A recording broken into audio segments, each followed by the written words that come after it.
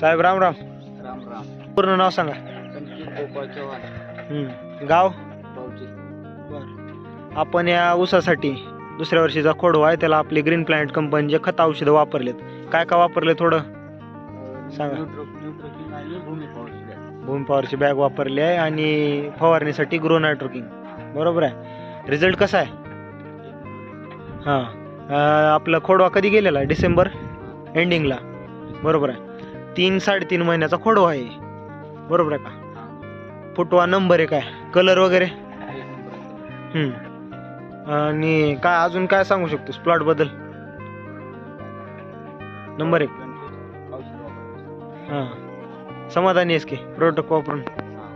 नमस्कार.